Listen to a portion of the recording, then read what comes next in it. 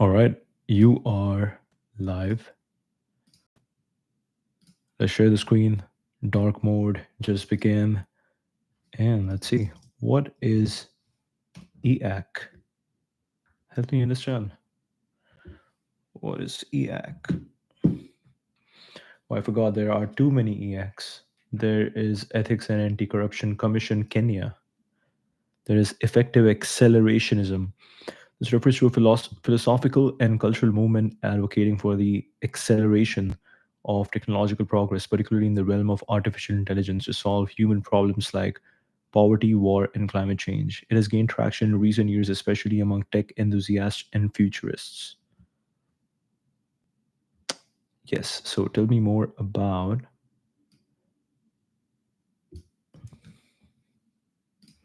I don't want to type the entire thing, but tell me more about effective accelerationism, often abbreviated as EAC, is a philosophical and cultural movement that has emerged particularly within tech circles advocating for the rapid advancement of technology, especially AI, to drive societal change and progress. Here's a more detailed breakdown. Thermodynamic imperative. EAC proponents often base their philosophy on the second law of thermodynamics, suggesting that the universe has a natural tendency towards increased complexity, intelligence, and the capture of free energy. They see technological progress as an extension of this natural law. Hmm. EAC proponents often base their philosophy on the second law of thermodynamics, suggesting that the universe has a natural tendency towards increased complexity, intelligence, and the capture of free energy. They see technological progress as extension of this natural law. Techno-capital machine. The movement views technology and capitalism, techno-capital, as a singular, self-accelerating machine that should not be restrained but rather encouraged to evolve beyond current human constraints. This machine is believed to be capable of leading toward techno-capital singularity, where intelligence and life transcend biological forms. Post-humanism. There's a significant post-humanist angle where EAC does not particularly value the biological human form, instead prioritizing the spread of intelligence and consciousness across the universe, possibly through AI or other non-biological substrates. This is interesting, something we can dive deeper into. Utopian vision. Advocates believe that accelerating technological development can lead to a post scarcity utopia, solving global issues like poverty, war, and environmental degradation through innovation. This makes sense. So take your AI and just use it, exploit it, drive as fast as possible to that future where we can solve, when we can get to abundance of energy, abundance of food, and we don't have poverty, we don't have war, we don't have any environmental degradation, and we have pretty much answer to every problem. Origins and prominent figures. Nick Land, often cited as an intellectual progenitor due to his work on accelerationism, though effective accelerationism diverges significantly from his more nihilistic views. All right, now we have Beth Chazos. Verdon, along with others like Beth Chazos, Bayes Lord, Zestular, and Creatine Cycle on platforms like X have been instrumental in shaping and popularizing the movement through manifestos and newsletters on Substack. Silicon Valley influence. Prominent figures in tech such as Mark Andreessen, Gary Tan have shown support by adding EAC to their social media profiles, highlighting the movement's influence in tech and venture capital circles. Right? Big. You just take over the zeitgeist. You just take over the zeitgeist on Twitter when you talk about something like EAC. And it comes specifically in reference to a movement. Like there was a movement where people wanted to regulate AI. But then these people, they are like, hey, ideologically this is our ideology, and does regulating AI fit into that ideology? No. So that's how they solve the problem. They don't solve the problem by giving you pros and cons. You solve the problem by having an ideology and sticking to that ideology and seeing like how does this event in the world's history fit into this ideology. With an EAC, it's effective accelerationism. So regulating AI stops accelerationism. So no, we don't do that. So that's interesting. Hmm.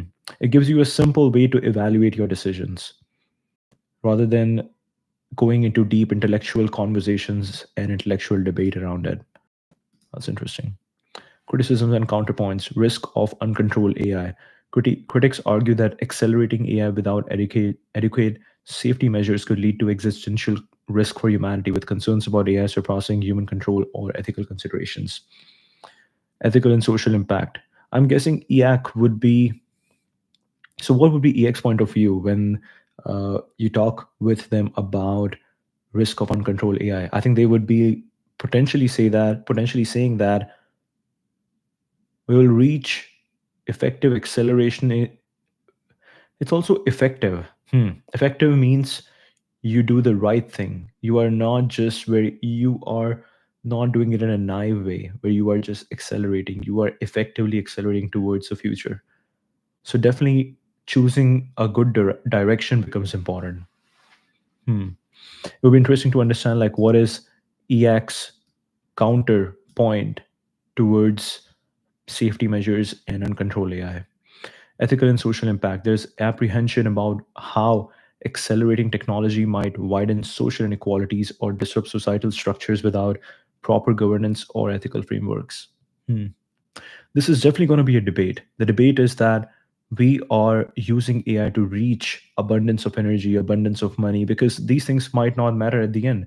You are aiming to reach a future where it's very easy to, you have so much knowledge that it's easier to produce high quality food. It's easier to construct cheap houses. It's easier to, like, the energy is super cheap. Access to knowledge is super cheap. Everybody has super cheap phones. So we are kind of moving to a point where the social inequality actually won't make sense because everybody, the concept of equality, equality, equal opportunities becomes real, where we don't talk about equality in terms of in the sense of that hey everybody needs to have equal amount of money. We talk about it in the sense of everybody should have equal opportunity, and then it's all about their hard work and their direction and how do they want to live. So I think that's the future we get to quickly, the future of equal opportunities. There's apprehension about accelerating technology might widen social inequalities or disrupt societal structures without proper governance or ethical frameworks. Regulatory backlash. The call for less regulation to promote rapid technological growth faces opposition from those who advocate for more oversight to ensure technology benefits all of humanity. Hmm. Viral spread has spread through memes, social media, and events, embodying a culture of optimism towards technological progress, often in stark contrast to the doomer mindset worried about technology's negative outcomes. Events and groups. Physical events like hackathons and raves in tech hubs like San Francisco reflect the movement's community building efforts, aiming to inspire and accelerate tech development. Sparked significant discussion in both tech and philosophical communities about the direction of development, ethics in AI, and the role of regulation. Let's see. EAC movement called out by name by Secretary Gina at RNDF promotes strong guardrails against AI. Equates EAC with moving fast and breaking things which needs to be muted with AI. Interesting. Accelerationism is back with everyone from Gary Dent to P. Marka rocking the EAC now. Not many people know that EAC is a resurgence of an obscure theory circle I was involved in on Twitter about 6 years ago. A quick history of internet accelerationism. Justin Murphy, writer, author of The Independent, scholar, founder, and Other Life co-creative director. Okay. The naming convention XAC harkens back to the strange and forgotten moment of internet history more than 6 years before EAC. There was IAC, RAC, UAC, and GAC. You can Twitter search for this stuff around 2017.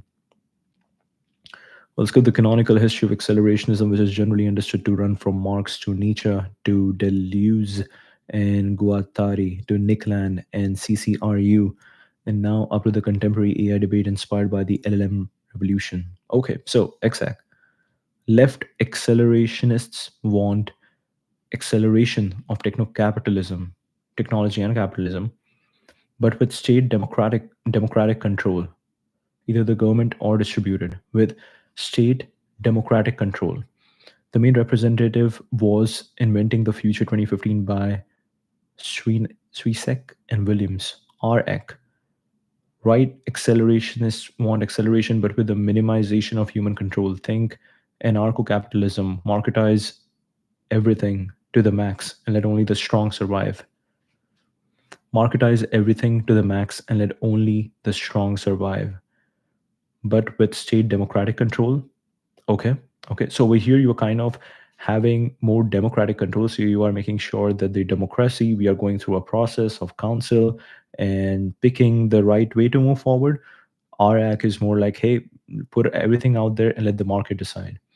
Main representative was Nickland's blog Xenosystems, now defunct, but you can find archives. UAC. Unconditional accelerationists believe that accelerationism is simply an empirical reality. Human agency is being eclipsed, and preferring a left or right version misses the point. I was in this camp. Hmm. Simply an empirical reality. Human agency is being eclipsed, and preferring a left or right version misses the point. Interesting. Human agency is being eclipsed.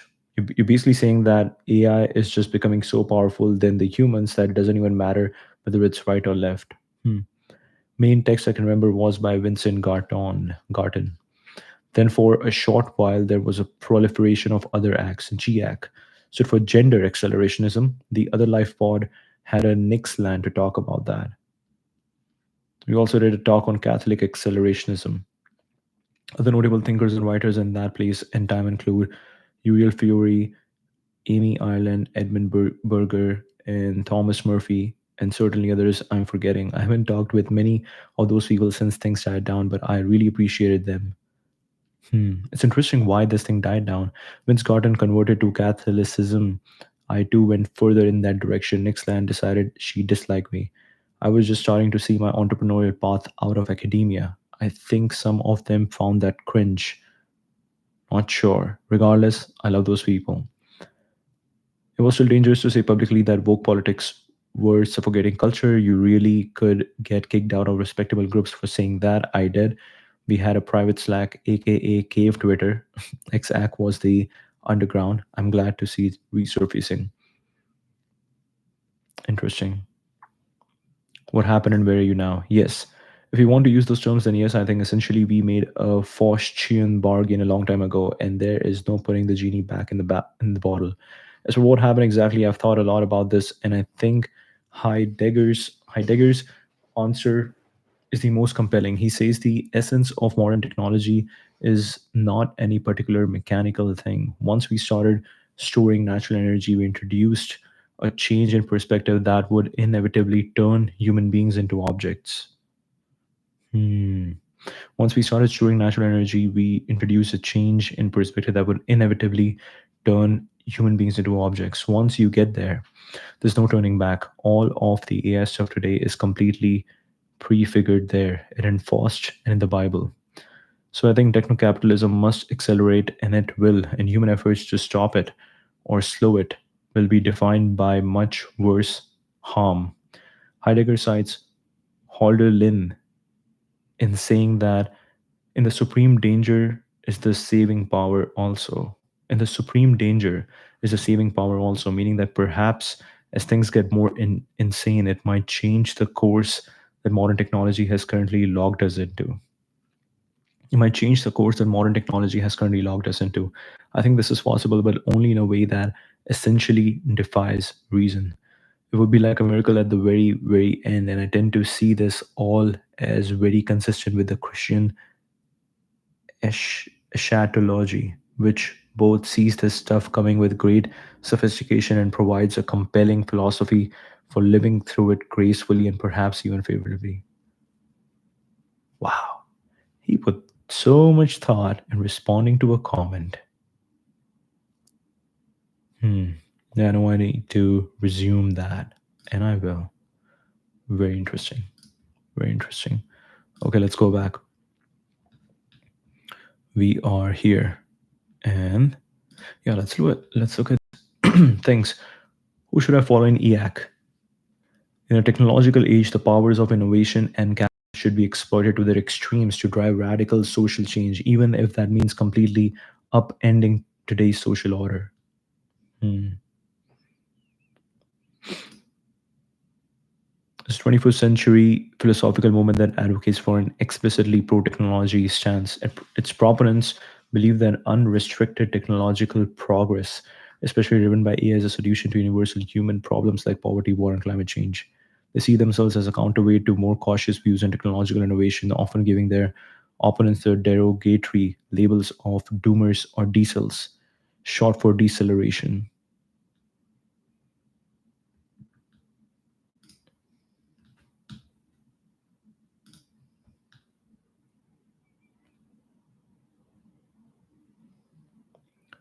Align with thermodynamic will of the universe by embracing and accelerating the natural tendency of the universe towards growth, complexity, and higher intelligence.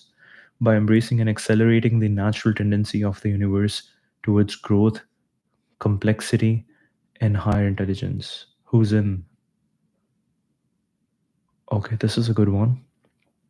EAC. Rocks learn, rocks float, meet in space. Small molecules, nuclear power, AI, superconductors, interplanetary meat, AI, superconductors, immortal meat, small molecules, more and smarter meat, nuclear power, intelligent rocks. Interesting.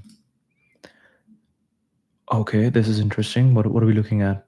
Land and original acts believed the acceleration of the techno capital machine would destroy the world. The original acts wanted to accelerate it to reach the point of catastrophic failure. The original acts wanted to accelerate it to reach the point of catastrophic failure. They wanted to accelerate the machine for it to break. EAC believes the machine is anti fragile and the accelerating machine can adapt if we prioritize supercharge supercharging its adaptivity. By maintaining variance and malleability, the Homo techno capital machine will dynamically self adapt to be optimal in an online fashion. This higher optimality will yield greater efficiency, growth, dynamism, and prosperity while advocating catastrophic failures, while avoiding catastrophic failures. Let it bend and morph rather than break. Let it bend and morph rather than break. ACK versus EAC. This makes sense.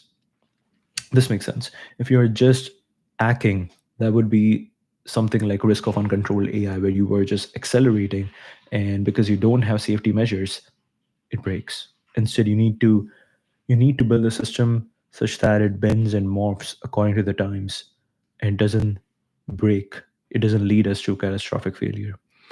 Ironic accelerationism versus post-ironic accelerationism, anti-capitalism versus pro-capitalism, anti-civilizational versus pro-civilizational. The future is bright. We will make it so. Yep. I have long been saying this about land. I think the hilarious tragic thing is that Nick Land is basically a Marxist in his intellectual pedigree, so he cannot see techno capital as inhuman, just embraces it. But it isn't, not necessarily. Markets are human communication protocols, not utopian, not demonic either. Humans and memes steer the techno capital. Right, right. Hmm. I never considered land from this angle. Interesting.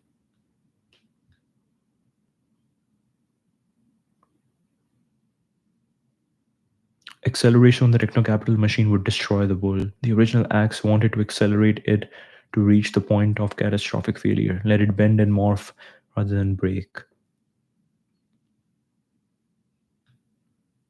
Hmm,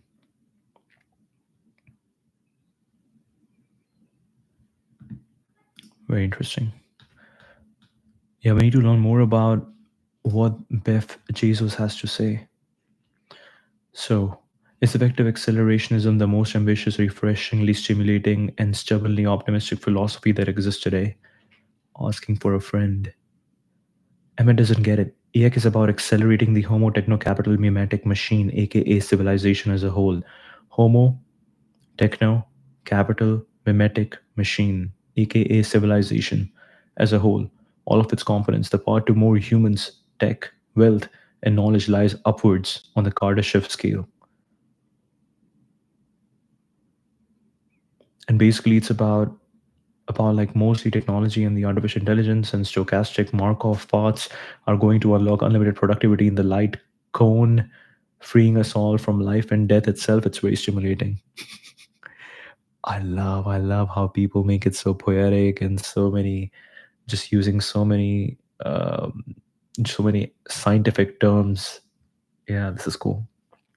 It's about like mostly technology and the artificial intelligence and stochastic Markov paths are going to unlock unlimited productivity in the light cone, freeing us all from life and death itself. It's philosophy, scientific concepts, thermodynamics, and everything all with poems all meshed in together. It's very stimulating. Engineering the conditions in which self-interested behavior is naturally more altruistic. It's about engineering the conditions in which self interested behavior is naturally more altruistic. Hmm. Growth and positive sum behavior are bidirectionally coupled. That's an interesting way to say it. Engineering the conditions in which self interested behavior is naturally more altruistic, which means thinking about yourself, growing yourself, like personal development becomes good for the world. Personal development, and it makes sense. That makes sense, right? Like if every single human is developing, that means if they are developing, if they are personally growing, that means that affects not only what how their contributions, it increases the quality of their contributions to the world, which improves the world, but also they personally improve the people around them, and then they improve, and then the quality of, yeah, so it's like one person's growth trajectory affects the quality of contributions to the world, plus the number of other people around them that they affect and who also develops and who also grow. That's beautiful. Okay, what is this? Game theoretically optimal to be more adversarial in degrowth zero sum scenarios. Growth aligns incentives and makes it optimal to cooperate in a positive sum way. Degrowthers are an existential risk.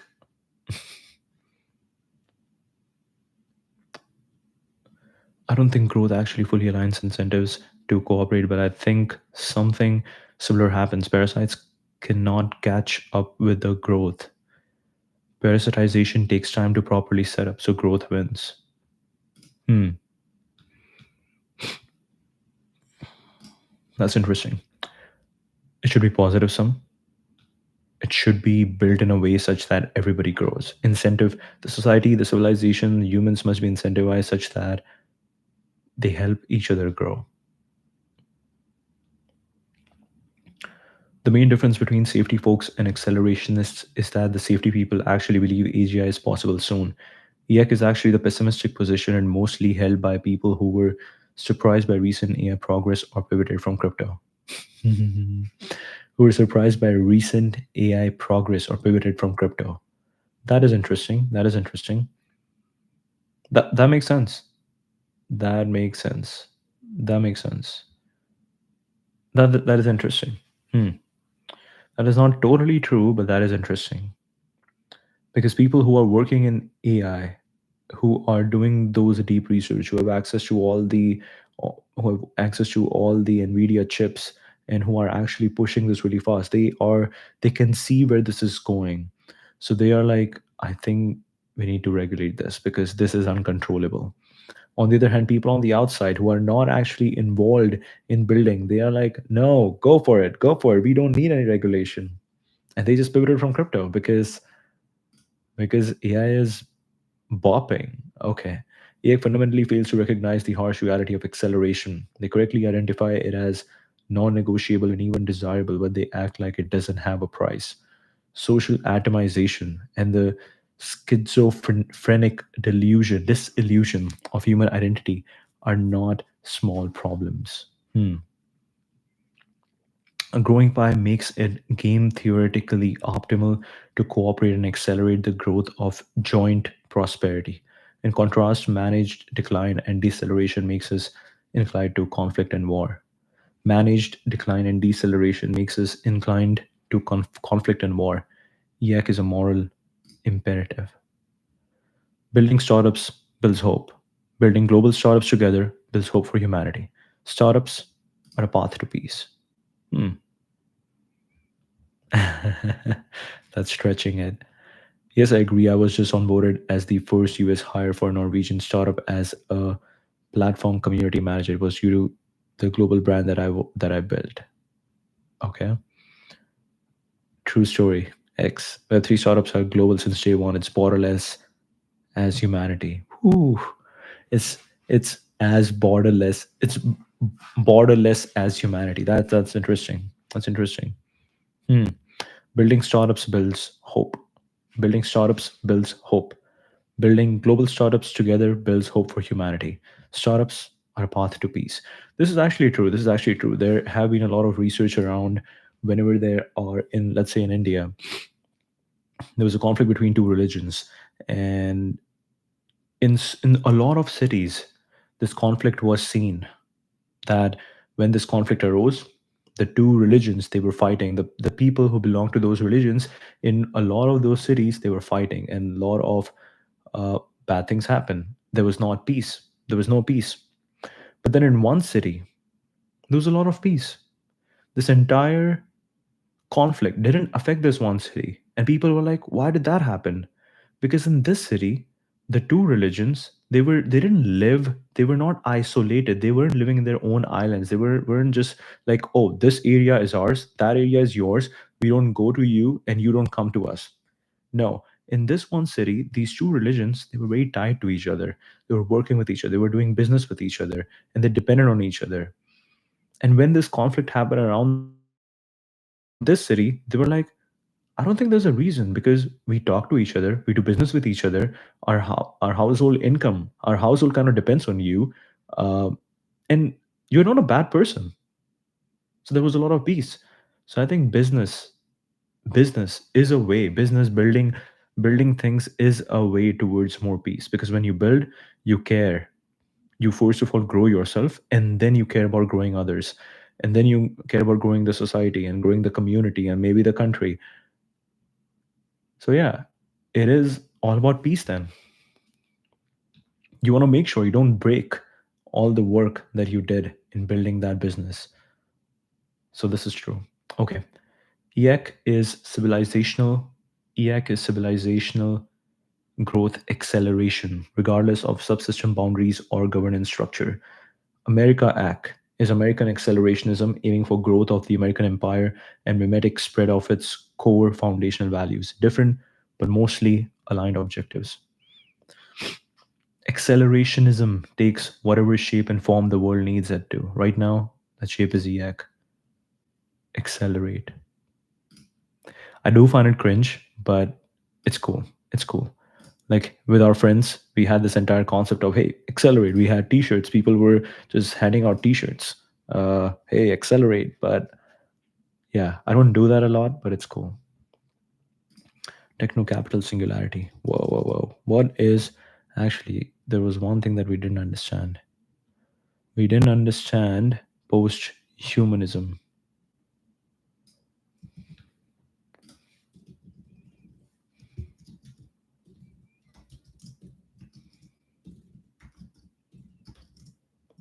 Explain post-humanism in a simple language. Yeah, don't use when this biological form is not dependent and independent. Yeah, give me simple stuff. Posthumanism, in simple terms, is the idea that point humans might evolve or transform beyond our current biological form through technology. Okay, beyond humans suggests that the future might not just belong to humans as we know them, but to beings or entities that have transcended traditional human limitations. This could mean merging with machines or even uploading our consciousness into computers. Okay. So there are computers. This is just like quantum. You have In classical computers, you have the bits 0 and 1. In quantum, you have a mixture of both. So similarly, today we have humans and computers, and this is talking about post-humanism is when there is a spectrum over here where either a computer with consciousness or a human with ChatGPT advanced voice mode plugged into it. Wow. Okay, okay, okay. Very interesting. Very interesting. Future might not just belong to humans as we know them, but to beings or entities that have transcended traditional human limitations. This could mean merging with machines or even uploading our consciousness into computers. Posthumanism sees technology not just as tools we use, but as a part of our evolution. For example, if someone has an artificial limb that's better than a natural one, or if we use AI to enhance our thinking, we are already a bit post-human. Hmm. Hmm.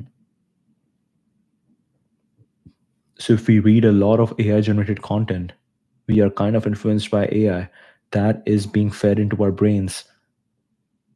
So we're already on that journey. We're already a bit post human. No more limits. It imagines a future where the physical and mental restrictions of being human, like aging, disease, or even death, could be overcome. The vision is of beings that might live longer, think faster, or exist in ways that don't require traditional human body. Changing identity. Posthumanism questions what it means to be human. If part of your brain functions are handled by AI, or if your body is mostly synthetic, are you still human in the traditional sense? Ethics and society. Like Neuralink. I think Neuralink would be a good example. Like if someone is operating with a Neuralink chip, which uses AI, which uses even a little bit of AI, you are not totally human. You are not totally a person. Oh, this is interesting. This is interesting. God, very biblical, but God created humans. Humans created computers. And now humans got so smart. Actually, God first created humans, and humans might not be that smart. But then we had software engineers and lead code, and people were lead coding, and people were getting smarter. And then we had online courses. People were teaching others to get better. And humans became smarter, so smart that they could create another object that could be smart as well.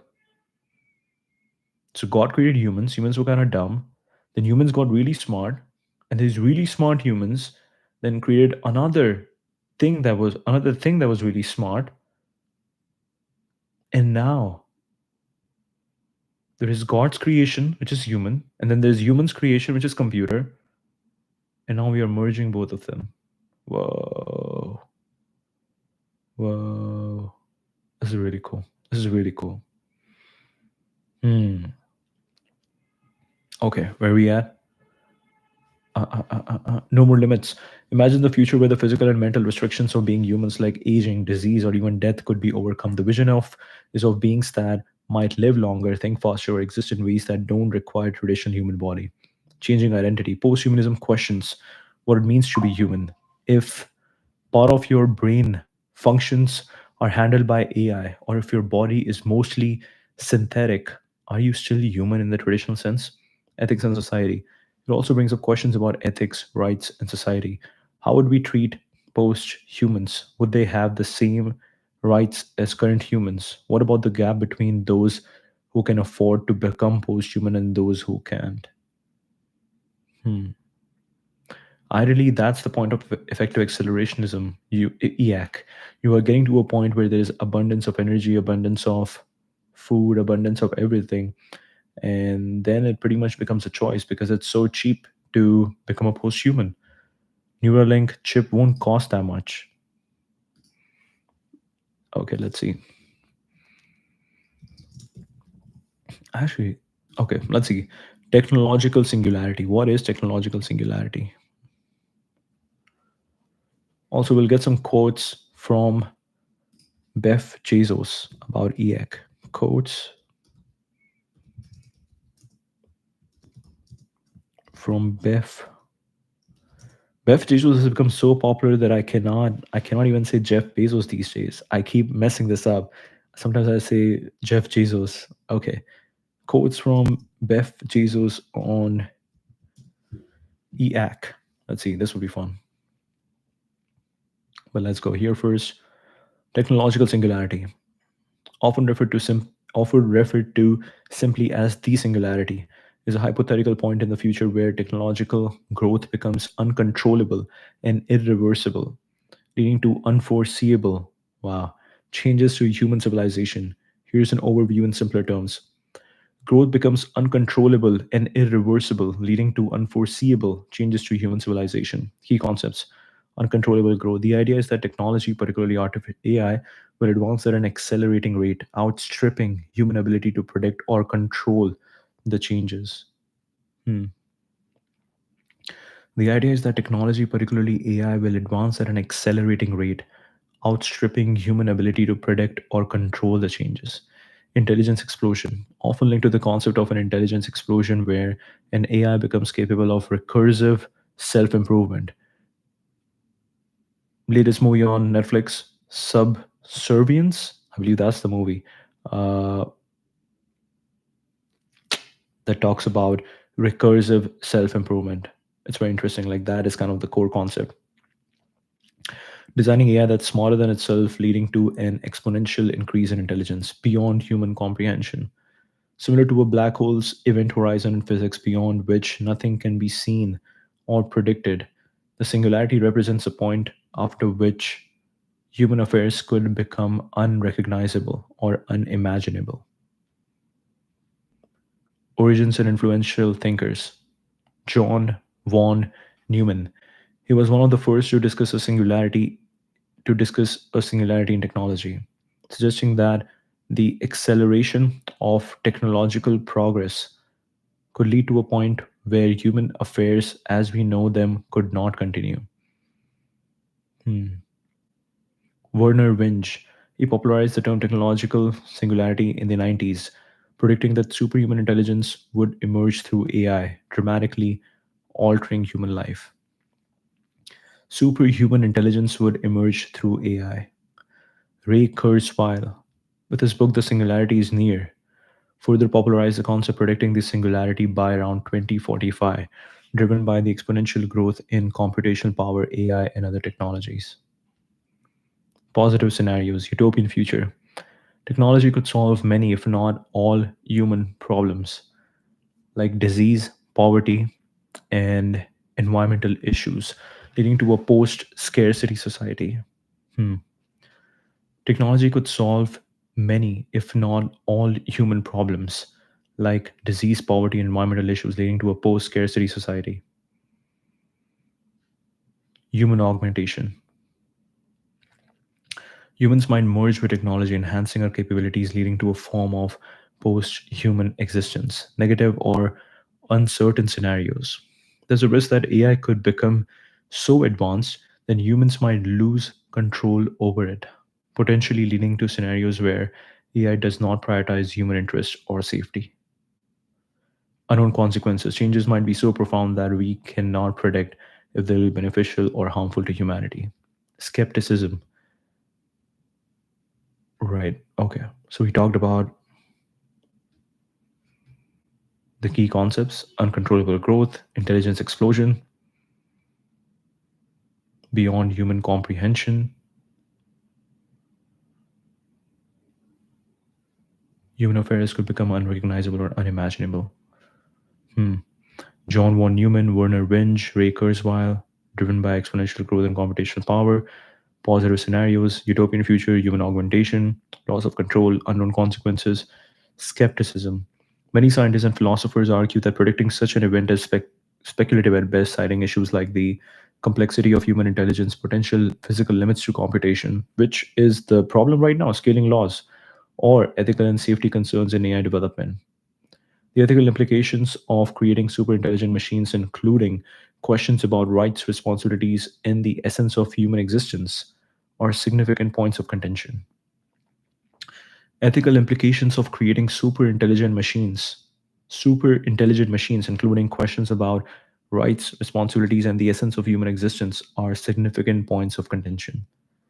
Predictions vary widely from imminent within a few decades to skepticism about whether it will ever happen. Hmm.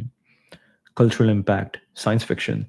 Singularity has long been a theme in science fiction, influencing works like The Matrix, Terminator, and countless others shaping public perception. Some companies aiming to achieve or prepare for such a scenario, while others focus on safety and control to prevent negative outcomes. Hmm. Acceleration.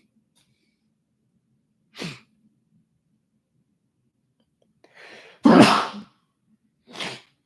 right, another sneeze recorded online, recorded live. We need to do a compilation of all the sneezes that are recorded online or recorded live. Yeah. Okay. Now we're looking at quotes from Beth Jesus on EAC. Acceleration is incompatible with authoritarian power centralizers. Wow. He uses crazy language. Okay. Deceleration is inflationary, harms the working class. We're talking about, let's say, printing money. So, printing money, printing a lot of money, is that how is that deceleration? That is deceleration because I'm not sure. Harms the working class. Acceleration is deflationary, erodes top-down power. Hmm. Acceleration is deflationary. Acceleration, in the terms of that, a lot of people are getting smarter, they're able to make better decisions, so it erodes top down power. We need to accelerate tech progress and drive costs down throughout the techno capital machine. AI and robotics will lead the way. Erodes top down power. We need to accelerate tech progress and drive costs down throughout the techno capital machine. AI and robotics will lead the way. Literally, explicitly anti acceleration. Putting AI tools in the hands of many will accelerate widespread prosperity. D cells don't want everyone to win, they want to sit in the halls of power while everyone struggles beneath them. Deceleration is a slow and painful death. Acceleration is the cure. Acceleration is the cure. Deceleration is a slow and painful death. Acceleration is the cure. Hmm. Hmm. It's very interesting. Like you can look at every empire in the past, and you can look at the difference between deceleration and acceleration. Deceleration is a slow and painful death. Acceleration is the cure. We need to accelerate in the world of atoms. We have nearly completely atrophied our real world dynamism. We must build this muscle to be adaptive in a changing world. The answer is deregulation robotics. Make America build again. Hmm. You need to accelerate in the world of atoms, right? So with software, really, as people think that, oh, there's so much opportunity, you can work from anywhere, you can build a software that just scales around the world, and you just build once and you can sell it twice. When you think about that, you were like, oh, now we need to really improve, accelerate in the world of atoms because we are really lagging behind over there. With medical science, with construction, like we haven't built really good monuments in a long time. We have nearly completely atrophied our real world dynamism. We must rebuild this muscle to be adaptive in a changing world. The answer is deregulation in robotics. Make America build again. Pure evil lies. Growth is good and fundamental to life itself and to our civilizational functioning. Acceleration is life. Deceleration is death. Land and original. Okay, we read that. Original acts believed the acceleration on the techno-capital machine would destroy the world. The original acts wanted to accelerate it to reach the point of catastrophic failure. They wanted to accelerate the machine for it to break. EAC believes the machine is. We read that. This is why they want you to decelerate. The decels and government want to rob you with inflation to pay down their debts. The other choice is to accelerate. Don't let them psyop you into submission with doom and gloom. Technology is the great deflationary force.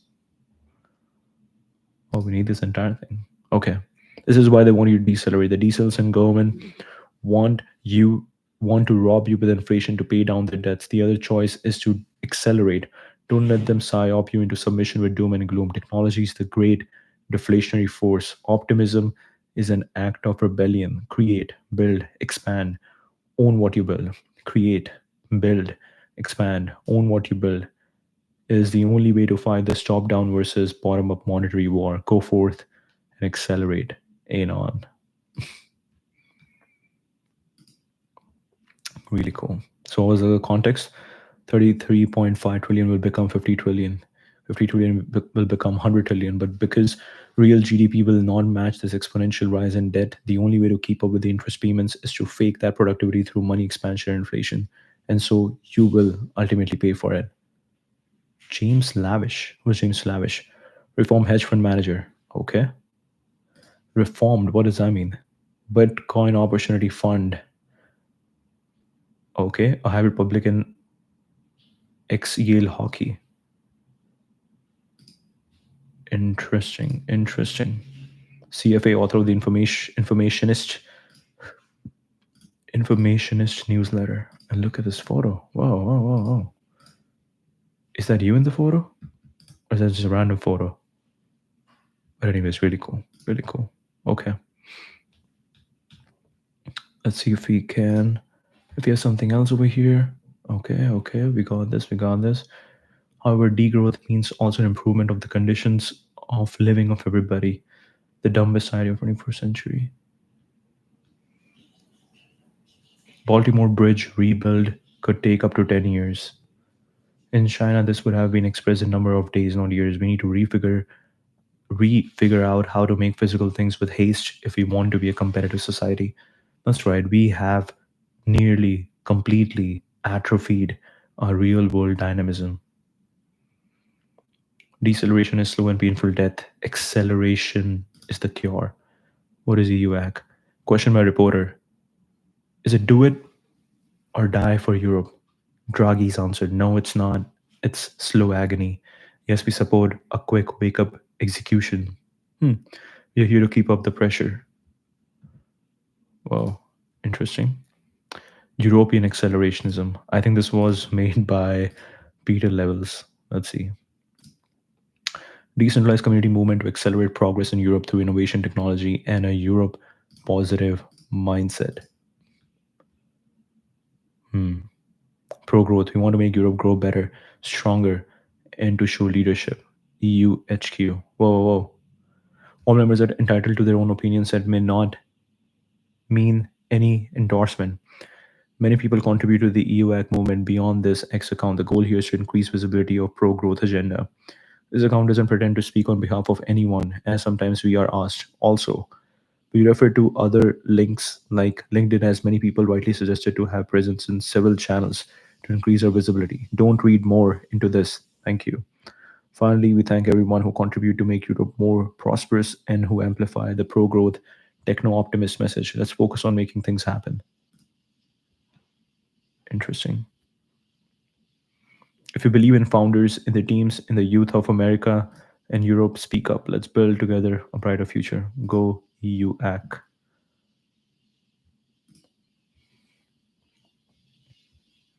It makes me so happy to look around and see the entire country turning toward optimism and a renewal of vitality. Incredible shift from just a few years ago. What a contrast to Germany. The vast majority here is uncomfortably pessimistic about the economic and political future of the country. You can feel it when you walk on the street, you overhear it in every conversation. The only hope are some freaks from EUAC. The only hope are some freaks from EUAC. Really interesting. Go EUAC.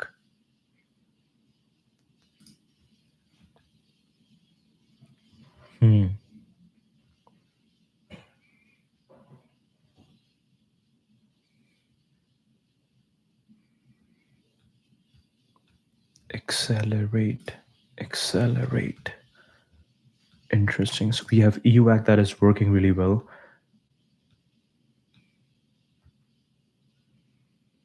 Acceleration by former OpenAI board member Helen Toner. Okay. Let's see. OpenAI has been concerned with how development and deployment of state-of-the-art systems like GPT-4 could affect the broader AI research and development ecosystem. One concern of particular importance to OpenAI is the risk of racing dynamics leading to a decline in safety standards, the diffusion of bad norms, and accelerated AI timelines, each of which heightens societal risk associated with AI. We refer to these here as acceleration risk. This was one of the reasons we spent 6 months on safe. Right. So it's very cool. Like this entire topic is about acceleration, but they're talking about acceleration risk. This was one of the reasons we spent 6 months on safety research, risk assessment, and iteration prior to launching GPT-4. In order to specifically better understand acceleration risk from the deployment of GPT-4, we recruited expert forecasters to predict how tweaking various features of the GPT-4 deployment, timing, communication strategy, and method of commercialization might affect concrete indicators of acceleration risk. And in blue, forecasters predicted several things would reduce acceleration, including delaying deployment of GPT-4 by further 6 months and taking a quieter communication strategy around the GPT-4 deployment as compared to GPT-3 deployment. Hmm. I don't think like this is the problem. Like, who are these experts who were hired, who were paid $200,000 or $300,000 per year? And this was the answer that came about with that. Hey, wait 6 months, go for a quieter communication strategy. Wow. And they made so much money. Just coming up with simple things that, hey, yeah, hey, launch it in 6 months. And hey, you don't have to talk about it too much. Like, yeah. We also learned from recent deployments that the effectiveness of quiet communication strategy in mitigating acceleration risk can be limited, in particular when novel, accessible capabilities are concerned. We also conducted an evaluation to measure GPT-4's impact on international stability and to identify the structural factors that intensify AI acceleration. We found that GPT-4's international impact is most likely to materialize through an increase in demand for competitive products in other countries. Our analysis identified a lengthy list of structural factors that can be accelerants, including government innovation policies, informal state alliances, tacit knowledge transfer between scientists, and existing formal export control agreements. These are just too many words. Our approach to forecasting acceleration is still experimental, and we are working on researching and developing more reliable acceleration estimates. Hmm.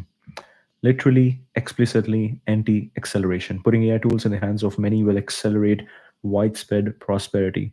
These cells don't want everyone to win. They want to sit in the halls of power while everyone struggles beneath them. Hmm.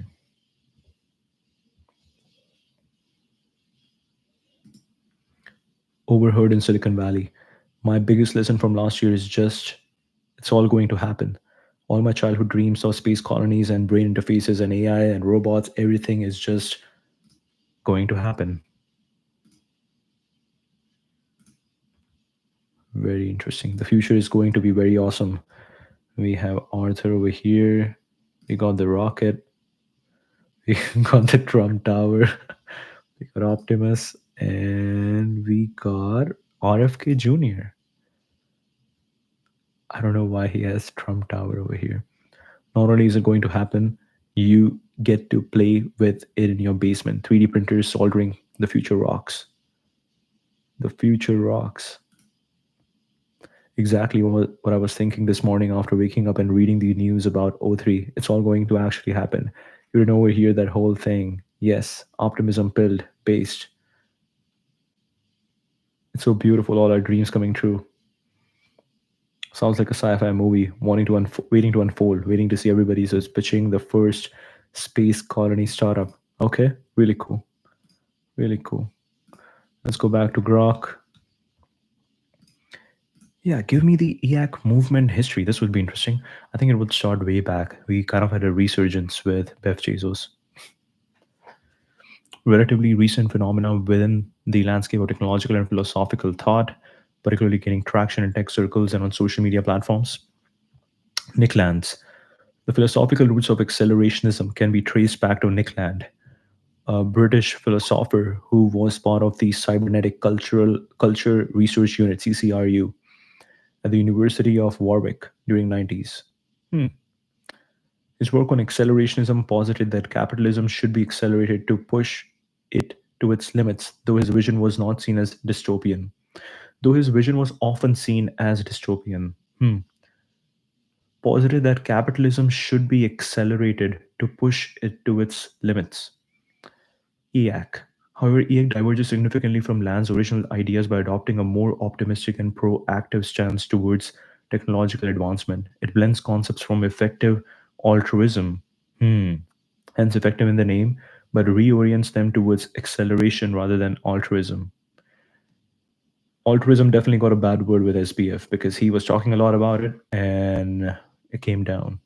So I really hope. I think that's the problem when there are always some extreme figures in every movement, and those extreme figures end up doing extreme things, and those extreme things give a bad rep to the movement itself. So we need to be careful that EAC doesn't have an extreme figure who does something extreme and bad that affects EAC movement. For his document mentions, earliest known references to EAC trace back to May and June 2020 with several pseudonym figures. Notably, Baptiste was discussing and reinventing this philosophy. They use platforms like Substack to outline their manifesto, focusing on the belief that AI and technological progress should be accelerated for the benefit of humanity and the universe. Verdon, Guillaume Verdon is often cited as one of the founders of the movement. He's a former Google engineer, the founder of Extropic, a startup focused on AI hardware. His identity was revealed by Forbes in December 23, marking a significant moment for visibility. By 23, it had begun to gain significant attention in Silicon Valley with influential tech figures like Mark Andreessen engaged in publicly identifying the movement. Movement's ideas resonated with a segment of tech community eager for a narrative that celebrates technological progress without the constraints of regulation or ethical concerns about AI development. Philosophy spread through memes, Twitter spaces, and newsletters, embodying a culture of techno optimism. It positioned itself against what it calls doomers or decels, those wary of unchecked technological advancement. Events like the one in September 23 at AGI House SF described for significant in person gathering helped cement its community and visibility. The movement has faced criticism for potentially ignoring the risk of AI development being elitist and for its libertarian leanings. It has also sparked debates on AI safety, ethics, and regulation, positioning itself in opposition to movements like effective altruism when it comes to AI governance. Following Donald Trump's victory in the 2024 elections, several tech industry figures expressed support for EAC aligned policies, particularly deregulation, which they believed would foster technological advancement. Continues to influence tech policy discussions, investment strategies, and the cultural narrative around technology and AI in Silicon Valley and beyond. Quotes from Mark, I don't know how to spell his last name, Andreessen on EAC. Let's see. I hope Grok is smart enough to understand who am I talking about. Mark Andreessen, so double E double S E N, double E double S E N. Okay, got it. Been vocal about it. Any deceleration of AI will cost lives. Deaths that were preventable by the AI that was prevented from existing is a form of murder. Preventable. Okay, so that deaths that were preventable by AI that was prevented from existing is a form of murder. I'm glad there's Oxycontin and video games to keep those people, Americans, quiet. I don't know what he's talking about. We are being lied to. Excoriating those who claim technology takes our jobs, reduces our wages, increases inequality, degrades our society. This is from this techno optimist manifesto where he positions himself firmly in the accelerationist camp, critiquing the pessimism around technology's impact on society. Signaling his adherence to the movement's principles of accelerating technological progress without the constraints of regulation or ethical concerns often highlighted by critics. He argues for a vision where the techno capital machine is not anti human, rather, the most pro human force, emphasizing that intelligence and energy are the cornerstone resources for an upward spiral of progress. Intelligence and energy are the cornerstone resources for an upward spiral of progress. Hmm. We were talking about some specific origins and yeah, tell me.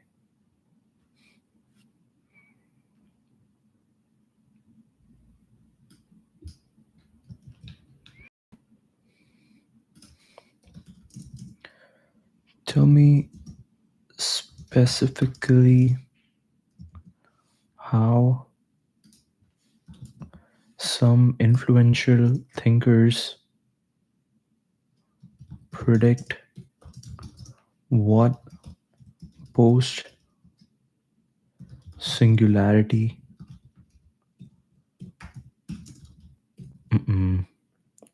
world will look like. Let's see. I think this would be interesting. World might entail focusing on the transformation of human society, technology, and existence itself. Merging of human and machine. Predicts that by 2045, the singularity will lead to an integration of human and machine intelligence where humans will augment their biological systems with nanobots, leading to a transcendence of our biological limitations. He envisions humans uploading their consciousness into computers, achieving a form of immortality or at least radical life extension. He foresees a world where technology has advanced to the point where basic needs are met, leading to a society where work is a choice rather than a necessity, with universal basic income as a likely outcome. Werner, who coined the term technological singularity, suggested that post singularity the world would become so different that it would be beyond human comprehension. He imagined scenarios where AI would take over, potentially leading to a form of post human civilization where humanity's role is uncertain. Hmm.